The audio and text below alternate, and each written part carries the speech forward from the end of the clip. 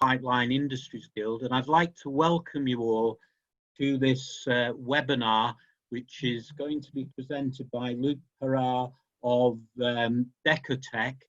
The presentation is about tape coatings, and we'll be getting an insight into the different manufacturing technologies and how these impact on the material properties of the tape coatings, and how that affects the importance of the long-term durability of field joint coatings. As I mentioned earlier, we will have a question and answer session at the end of the webinar, and if you have any questions, can you use the chat function, and then I'll host that Q&A session at the end. So I'd now like to hand over to Luc to start his presentation on tape coatings. Thank you. Thank you, Norman. I hope everybody can hear me properly. I'm very happy to give you this presentation. So the subject today, we will discuss the manufacturing technologies of tape coatings, and we will see together how those manufacturing technologies has an impact on the material properties on long term, but also on short terms. I already presented this presentation in August. So if you attend for the second time, it is the same presentation that's compared to what has been presented in August, last August. So the agenda of the presentation is as follows. We will first have a small introduction. We will discuss and explain what is the difference between a lamination process, manufacturing process, and a co-extrusion manufacturing process. I will then explain what is the main differences between a 3-ply tape system and a 2-ply tape system. I will explain much more into details what is a coextruded and asymmetrical 3-ply tape system. Then we will have a comparison of material properties, taking into account the 3 chapters above. We will also describe a simply test that you can do on your own in your office to make sure a tape is being coextruded or laminated. I will share with you some long-term experiences from the field with coextruded 3-ply tapes. And we will finish with some conclusion. So as an introduction, there are different types of material, different tapes on the market. Tapes can be different in various aspects. One of the most important aspects, and this is what we will talk about today, is the production technology, how it is manufactured. It can be laminated or it can be co-extruded. So we will go back into this the subject much more into details. What is also important for a tape is the material which is used to manufacture the tape. Typically 2 types of material are used. Can be PVC and bitumen, or it can be polyethylene and butyl rubber. The structure of the tape is also important. We have a 2-ply tape or a 3-ply tape. So a 2-ply tape has 2 layers of materials, and a 3-ply tape has 3 layers of material. We talk about the composition. It can be symmetrical. It means that the thickness of the 2-layer adhesive anti-corrosion material are the same, or it can be asymmetrical with different thicknesses. We will also discuss more into details those 2 differences during the presentation.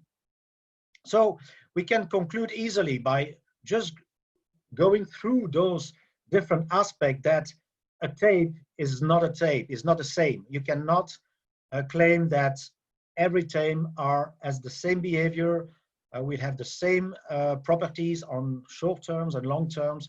All tapes are different, and this presentation will help you to better understand what makes the difference. So the question we would like you to answer after and during the presentation is the first one. are the different tape structure and the production technology, do they have an impact on the quality of the material and the properties of the material? You will understand that the answer is yes. And the second question is, okay, but what exactly will be influence, what impact exactly will the manufacturing process or the technology which is used, what will be the impact on the long-term behavior of a tape coating system?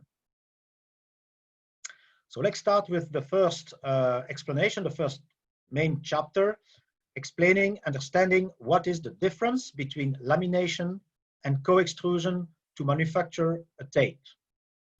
So the objective of manufacturing a tape is to put together different layers of material. So typically we have one layer, which is what we call a carrier film. And if we have a three-ply tape system, we have two layers, which is symbolized here in blue colors. We have two layers of adhesive, which is the anti-corrosion material. And to put all those material together to make one tape, we could have used a glue, but the industry is not using the glue. The industry is using two different possible manufacturing process.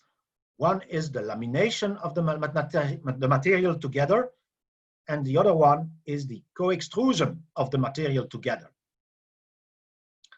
So what is lamination? It exists three typical technologies, but in all technologies, there is at least one layer of material which has been cooled down, and it's then covered with one or two other layers of soft or streaming material. So example, the three technologies are as follow. So you can extrude one layer on a solid film layer. Another technology is to press, to heat first and press cold solid films together, as represented here in this drawing. And the last typical way to manufacture with a lamination process is to apply a liquid on a solid film. So the liquid is blue on this picture, and the solid film here is white. So the principle of co-extrusion is different. It's different in the way that all the layers, all the materials are melt and they stream together. So each melt streams is produced by its own extruder. If we talk about a real co-extrusion process, the melt streams flow into a common die through different channels. So we make here a small drawing to make it more understandable. You have three different channels. Each channel extrude its own material. The three materials are flowing inside a common die, and inside the common die, the materials come together and start to link to each other to make one single layer, one single material, which is made up of three different materials. So two layers of adhesive and one layer which is the carrier film, if we talk about, in this case, a three-ply tape system. So the principle of real co-extrusion, that we have a material which is the polymers are flowing into the common die, and into the common die, the materials are intermingling together. So I try to symbolize and explain this phenomena inside the common die through this drawing. So you can see here the different flow of material entering the common die. Inside the common die, the materials start to link to each other, and at the outside of the common die, the material are strongly linked to each other. If you look at some sections with a microscope, this is typically what you could see. You can see at the border between two layers of material that the material has been interlinked into each other. We talk about a welding of the component. So it's a very strong chemical bond between the different layers of material inside the same tape system. So coextrusion, if we look a little bit more about some details of coextrusion, it's a process which is not so easy to manage. It requires a lot of knowledge and a lot of experience. So for Decotec, for example, it took many years to be able to manage all the process properly. So the process technology, the melting properties of the material, some, let's say, secret recipes, all those things needs to fit together to be able to manufacture a high quality tape. So one of the most challenge is to make sure that in the entire width of the tape, and this is here symbolized by the width of the tape, we have the same speed, the same velocity of material everywhere in order to be able to have the exact correct thickness of material on the entire width of the tape.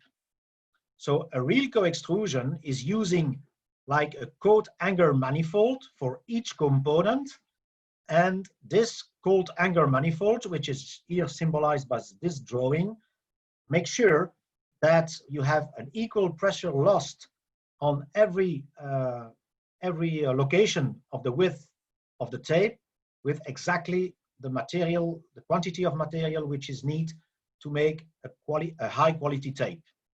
The machine here on the right hand side below gives you an example of a typical coextrusion machine. So you can see it's quite a high technology. So knowing now the process, there are some properties which are that we can deduct from the manufacturing process. If we understand now the difference between the manufacturing processes, so using a real coextrusion will ensure a higher superior layer-to-layer adhesion between different tapes layer. It will also ensure a higher lap shear resistance. So in fact, the layers cannot move on each other. And finally, the elongation at break is one of the ways to test the quality of the material at the end of the production. If the elongation at break is poor, it means that the coextrusion process was not managed properly or was not controlled properly. So real coextruded tapes is a high quality tape. Now let's go to the next chapter and let's understand what is the difference, the main difference between a 3-ply tape system and a 2-ply tapes. So a 3-ply tape is, as I previously said, is made up of 3 different materials. So typically, one material, the black one here, is a carrier film, can be PVC or polyethylene, and we have 2 layers of adhesive, which is anti-corrosion material, which is typically for a 3-ply tape system is butyl rubber. So the structure is one carrier film covered on both sides with adhesive. The material used as an adhesive for 3-ply tape system is butyl rubber only. And this kind of structure can be manufactured by lamination or coextrusion. If we look now at a 2-ply tape system, so we have typically the carrier film, but we have only one layer of adhesive, which can be butyl rubber or bitumen. So we have carrier film, we have the carrier film which is covered only on one side. The adhesive can be butyl rubber or bitumen. If we have butyl rubber, the manufacturing process to produce this kind of tape can be lamination or coextrusion. But if the adhesive layer, anti-corrosion layer is bitumen, you cannot coextrude it, only lamination is possible. So the characteristics of butyl rubber. It's interesting to understand why butyl rubber has been used as anti-corrosion material. It has a high ability to flow to a certain degree, so it will fill in whole cavities of the steel to protect. But the most important, one of the most important property of butyl rubber is the fact that butyl rubber layers self-amalgamate without any heat, just with time. So if we consider two layers, for example, in this representation, if we represent one layer of butyl rubber and we put this layer together with another layer of butyl rubber, so one is in black, the other one is in yellow, we put those two layers one against the other. With time, the two layers, the material, the molecule, will start to migrate from one side to the other, and also in the opposite way. And after a certain period of time, we will have one single material, one single component, which is a mixture of the two original components. So this is an example, a section of butyl rubber tapes. This is the carrier film, the black lines, and between the two black lines, there was two layers of butyl rubber, and with time, the two layers amalgamate and they form just one single layer. So now that we understood the two-ply tape system and how it is manufactured, we can ask the question, is it the best solution for corrosion protection? So when you apply a two-ply tape system, we typically come to such a situation. So we have the butyl rubber or the bitumen, which is applied at the overlap area between the two layers of tape. The bonding between the two layers can be weak, and in most of the time it is weak because it is applied on the field. It's a bonding which is secured on the field and not in the manufacturing process. So we have, at this interface, we have a micro channel, and this micro channel with time is a good path for moisture and oxygen. So, and this is to symbolize the path and the leak of adhesion between two layers of a two-ply tape system. And in addition of this, what we typically see with a two-ply tape system is at the overlap transition area between the two layers of tape, we have a high risk of creation of hollows. So in this area, we can have the formation of what we call a spiral corrosion. So let's have a look how it looks like when we look at tapes. Two-ply tape system applies on the field after a couple of years in service. So this was a pipeline coated with polyethylene tapes, two-ply, and you can see the spiral pitting corrosion here around the pipe. This was another tape system, a mesh backcoating system, and you can see the overlap area is just at the same place where the corrosion started to appear, where the spiral corrosion started to appear. If we look at the three-ply tape system, it's a much reliable system, much stronger system against corrosion prevention. So let's take the example of a three-ply tape system, which is in this case an asymmetric system. So we have much more butyl rubber on the underside of the carrier film and much less butyl rubber on the top side of the carrier film. So what's happened is when the two tapes are placed against each other, the two layers of butyl rubber in this area start to self-amalgamate, and so the micromolecules here in this area migrate to each layer, and we have in this area a very strong bond, making of the whole system like an impermeable hose type coating, which stop any migration of oxygen, of water to the steel. So there is no interface, there is no hollow, and there is no micro channel. So with a 3-ply tape system, in many situations, there is no spiral corrosion. Let's now have a look and understanding of a 3-ply tape system, co-extruded and asymmetrical. So how to manufacture a co-extruded asymmetrical 3-ply tape system? The first step is the coextrusion. The coextrusion, exactly the same way I explained previously. So we have one carrier film, we have the coextrusion of one layer of butyl rubber on the top of the carrier film, and we have at the same time the coextrusion of what we call an intermediate butyl rubber layer at the bottom of the carrier film. After this process, the second step consists to add butyl rubber at the bottom of the tape system. So we can add the thickness that we want, depending on the requirements of the project, the requirements from the customer, the preparation of the steel, and those things.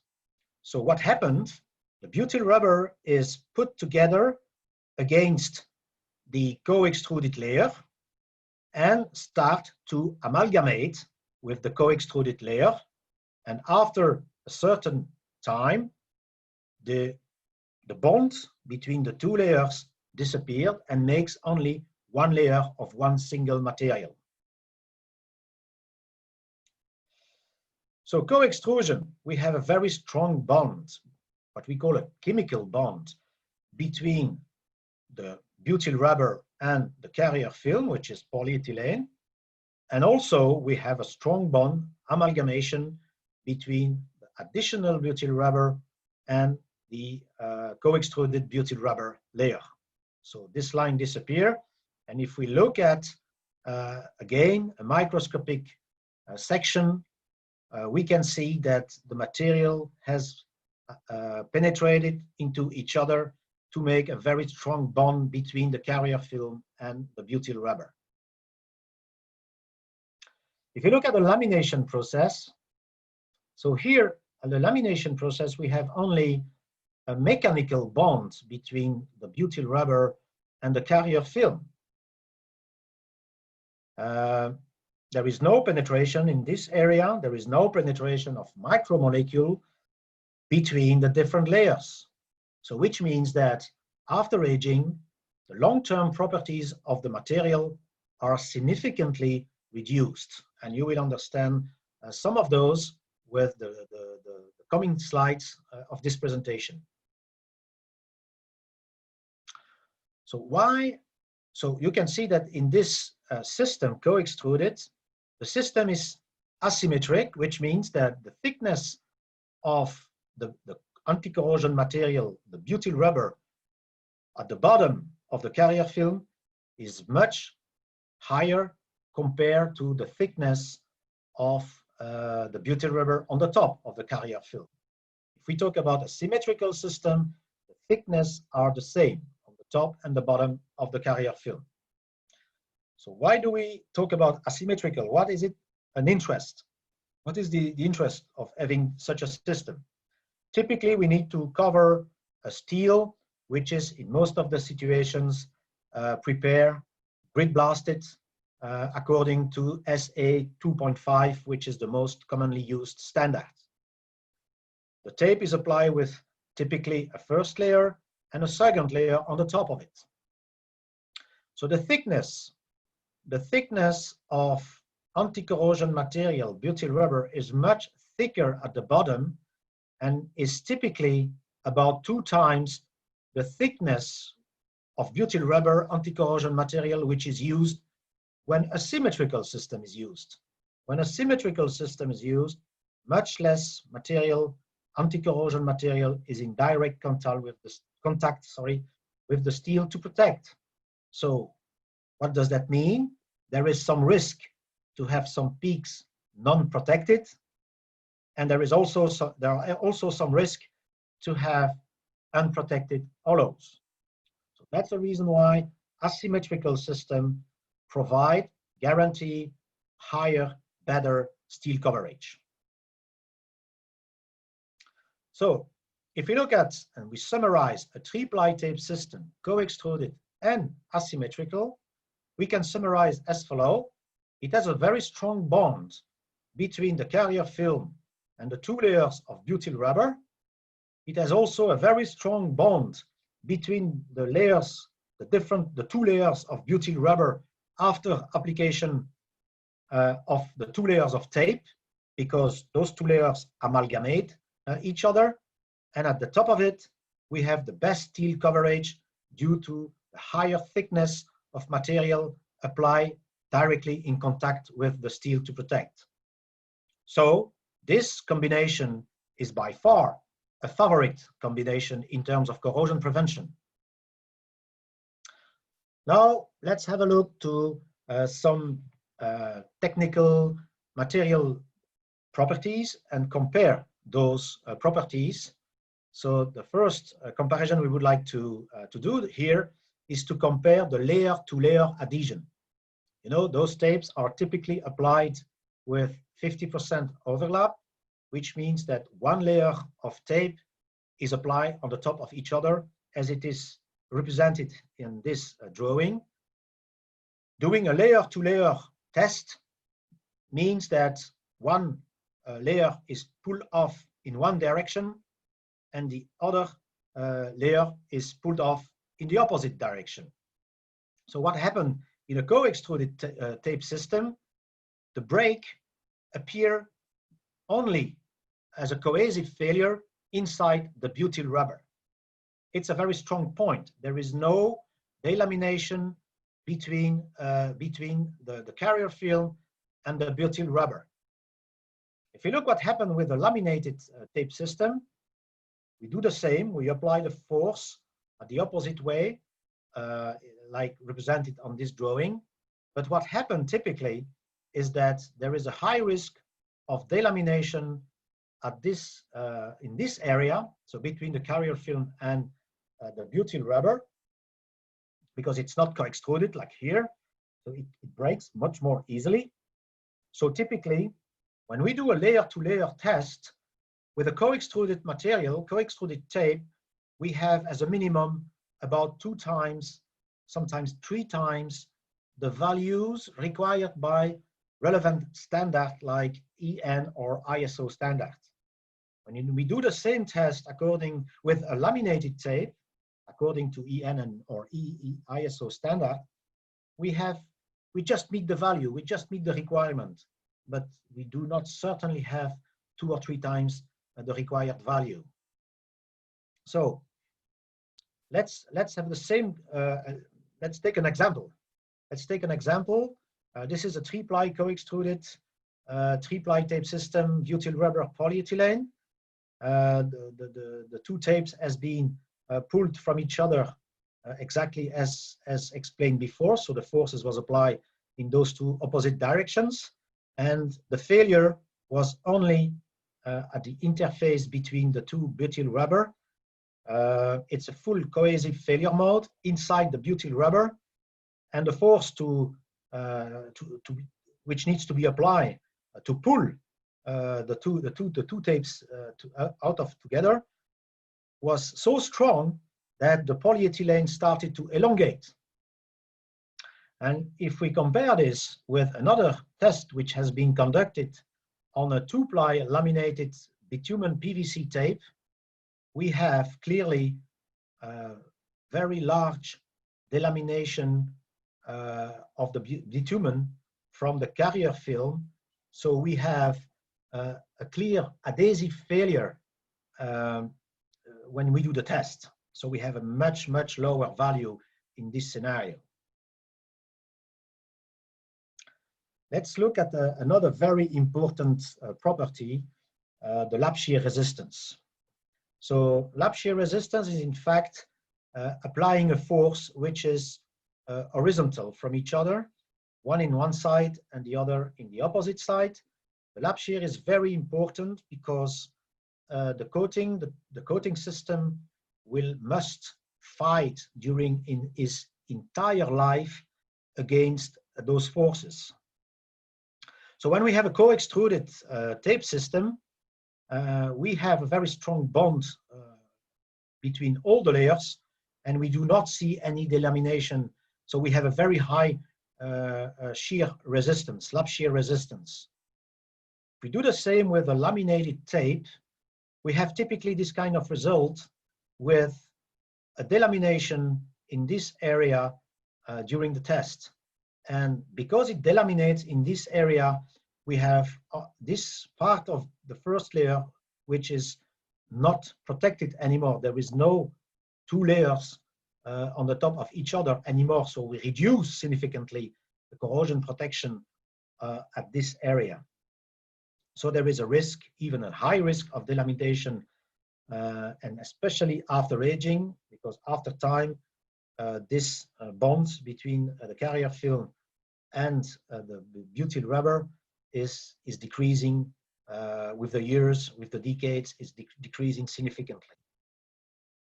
If we do the same comparison with, again, a 3-ply co-extruded tape system, we do not have any delamination in this case. We compare this with a 2-ply tape system. So we have two big issues. If a soft adhesive is used, like for example bitumen, yeah, then you will have here a large displacement of the two tapes.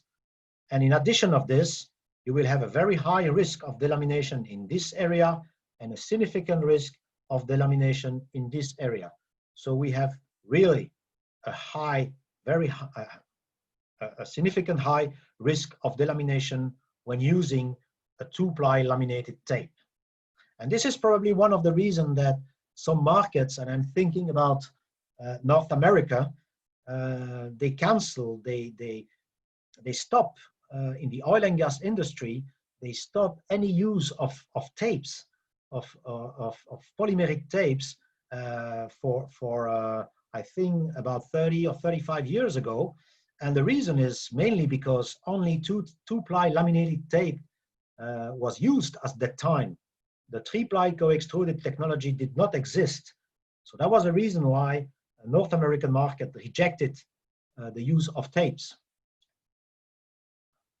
So a poor lap shear resistance means, in fact, a poor soil stress resistance. So this is illustrated by those two pictures.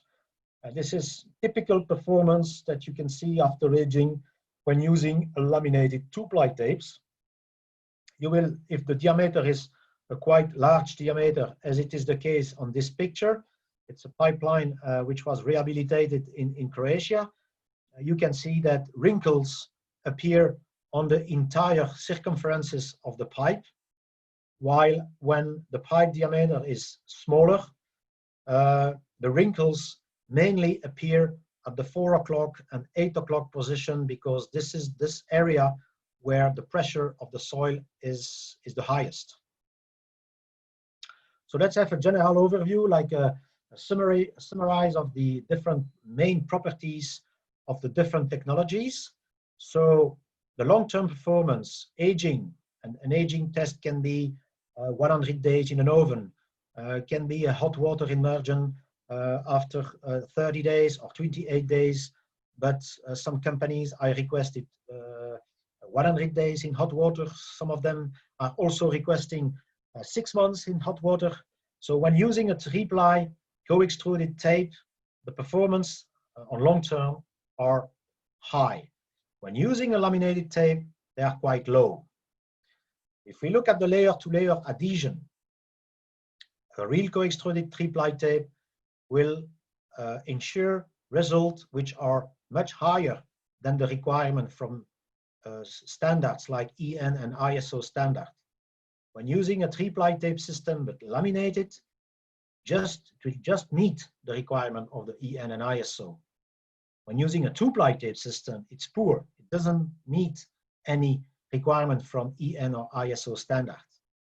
The failure mode to layer, during layer to layer is purely cohesive when real coextrusion is used. It is adhesive cohesive for the 3-ply tape system laminated, and it is fully adhesive when it is a 2-ply tape system laminated.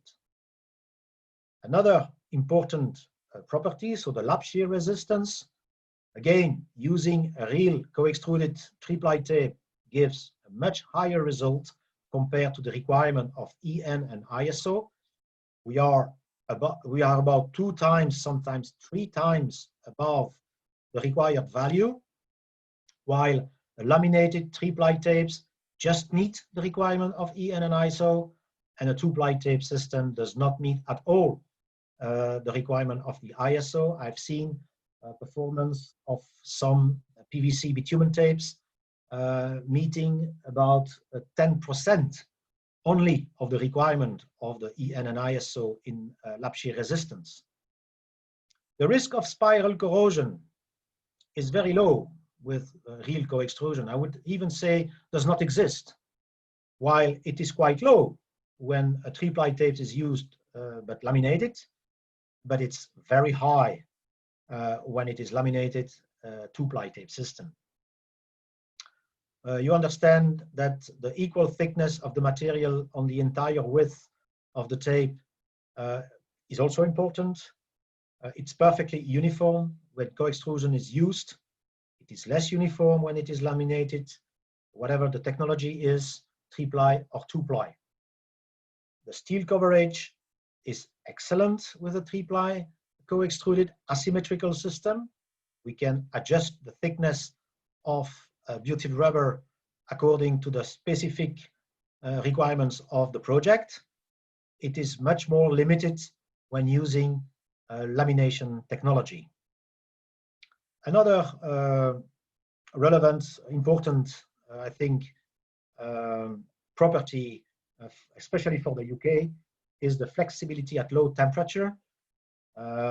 Because of its manufacturing process and the coextrusion and the material used for real coextruded 3-ply tapes. So the material is polyethylene and butyl rubber. The flexibility at low temperature is excellent, while it is much less even poor for laminated product, and it is very poor if bitumen or PVC is used. Those materials are not flexible at all at low temperature.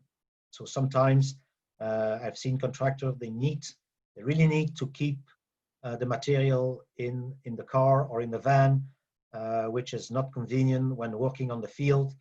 You must go back and forward to the van to make sure take the tape, the roll, just before application. So let's have a look on how to simply test coextrusion or lamination process. There is no need to go to a laboratory or to make a big study.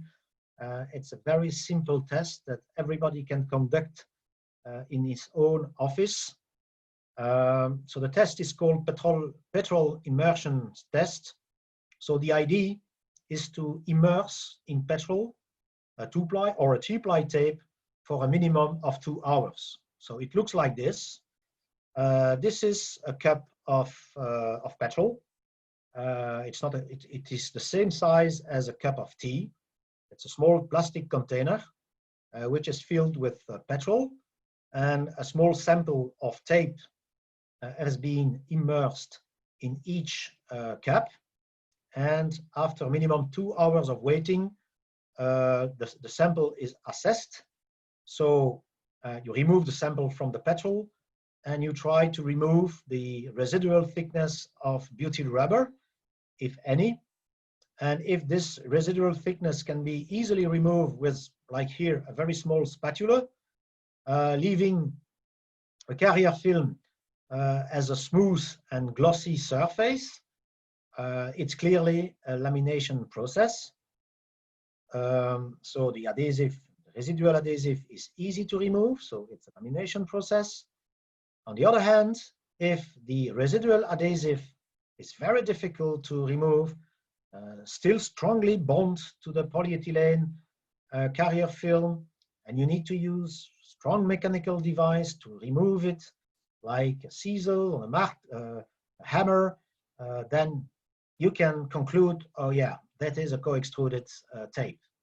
So everybody can conduct this tape, and I would recommend you to do it, especially for the pipelines operators. I've seen some manufacturer pretending on data sheets that the product has been co-extruded, and this simple test demonstrated the opposite.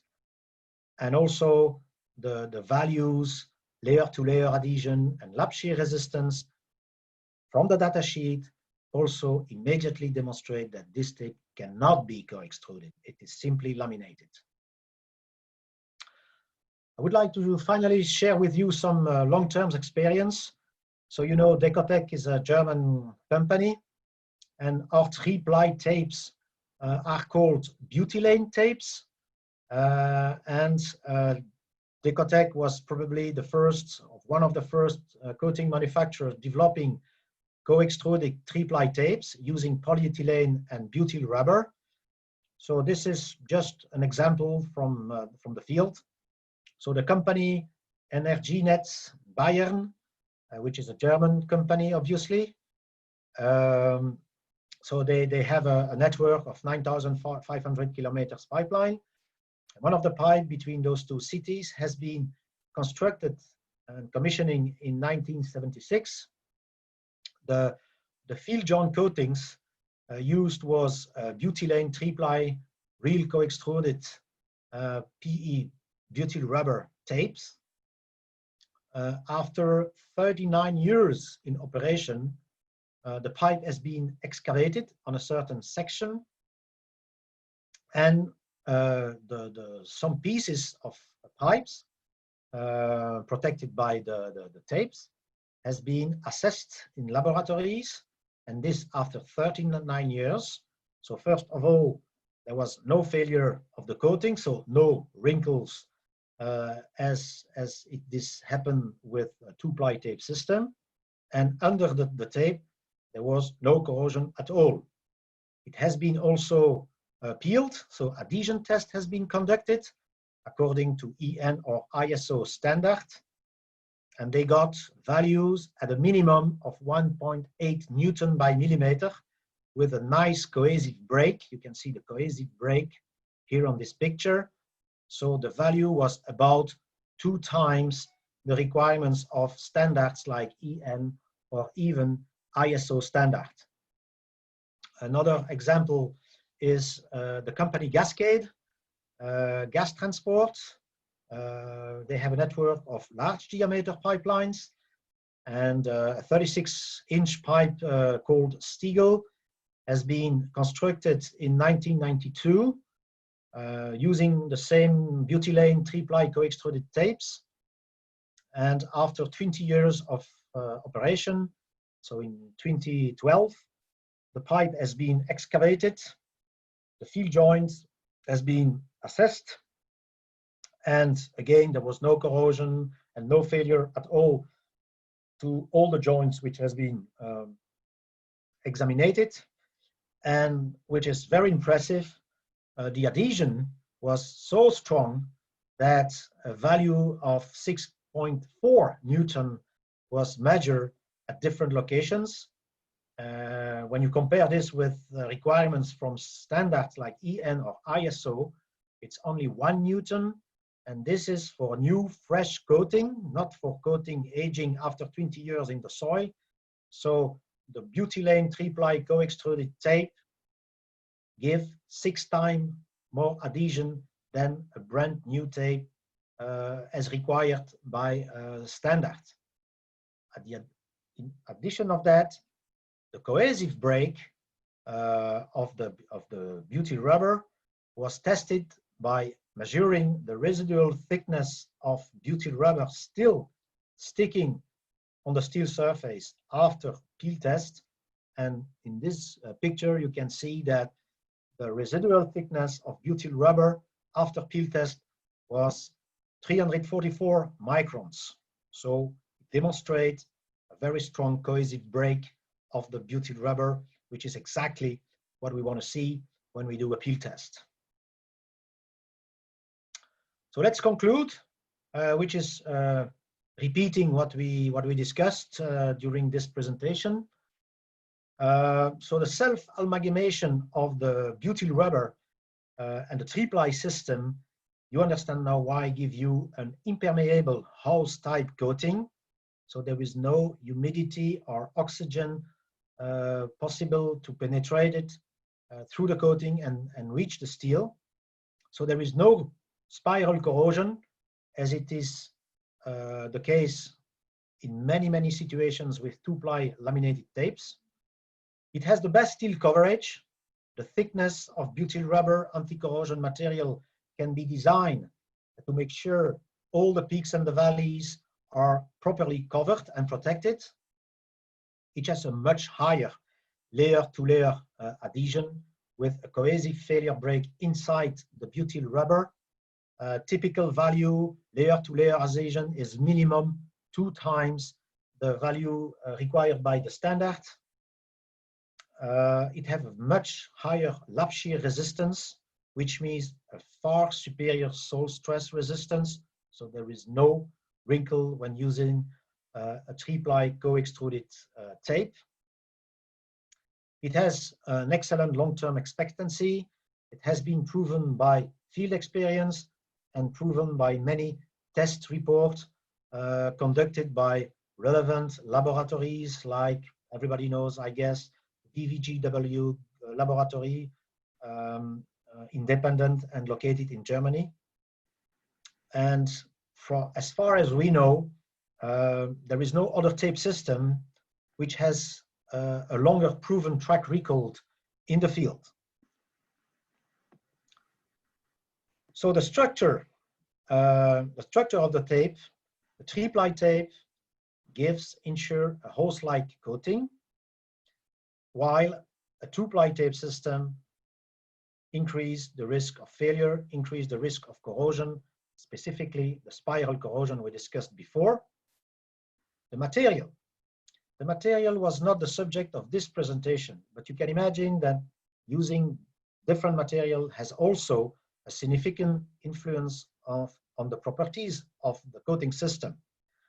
So we will discuss in another presentation, which is planned within 2 weeks from now. I think it's the 20th of October. So this, on Tuesday, exactly the same times at 12 o'clock, we will present much more into detail the details and the comparison between polyethylene, butyl rubber, and PVC and bitumen. And hopefully it will help you to understand that butyl rubber is superior compared to PVC bitumen, and it will help you to understand why it is so successful with very nice reference in the field for many decades. The production technology matter, that was the main purpose of this presentation. You understand that real co-extrusion is a superior production technology, and then lamination manufacturing technologies has a much higher risk to fail, specifically if we look on the long-term performance. So thank you so much for your attention. I hope it was clear enough, and I'm ready to answer to eventual questions. Norman? Okay, right. Thank you very much. It was a really interesting presentation.